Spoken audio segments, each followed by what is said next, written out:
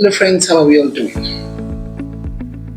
One way or the other, I'm sure that we found ourselves in a position where people come to us for help, and we have a lot of, we have a lot of reasons why we think we should not help those people.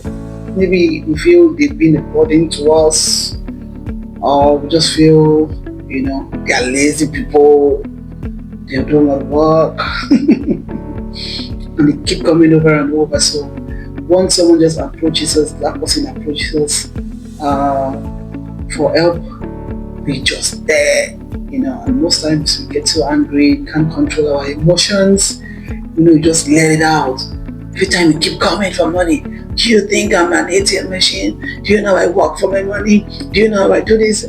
That's just our natural response, but the truth is that it's really not easy for people to come ask us for help.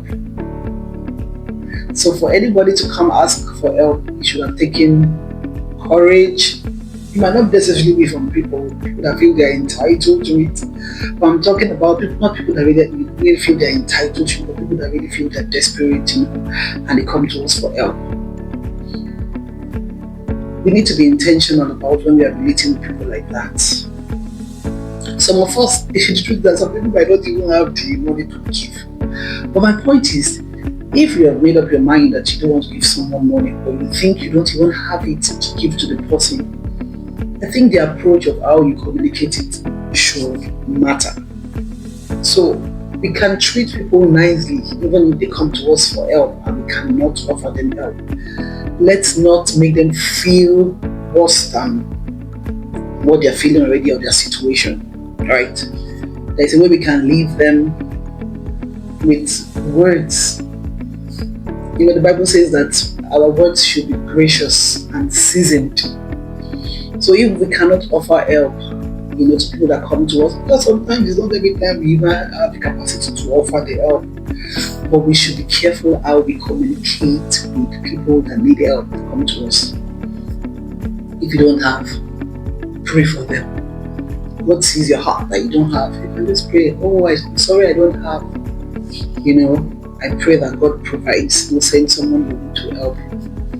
And not, why is it I always don't have? Why is it that you think we are what? We are not going to give the person the time. Some of us, we don't have it to give the person. But we will first of all raise our voice up. Please don't preach all the gospel. Then still say, it's not you. Maybe next time. I don't have it. Was that necessary? I don't think it was necessary. If you don't have, I'm sorry I don't have. I pray God provides for you. Then if it's someone that you feel is unserious, you can now say, what are you trying to do, to help yourself from this situation so that you don't keep having to ask people for help, and engage them with words. Let them feel better. In fact, let them be better off after discussing with you, and let them not feel bad about themselves because we have pulled them down with our mouths. If you have to give.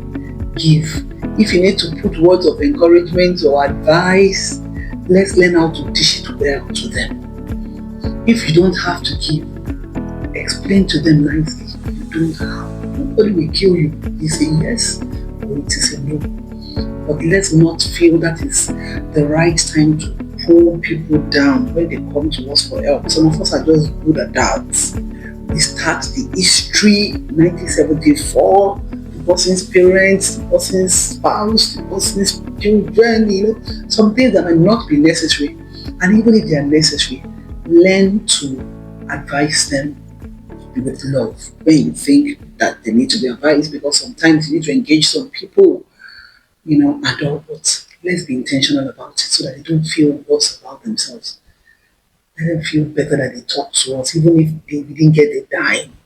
They didn't get a dime from us, but they got something they could hold on to become, more financially stable. And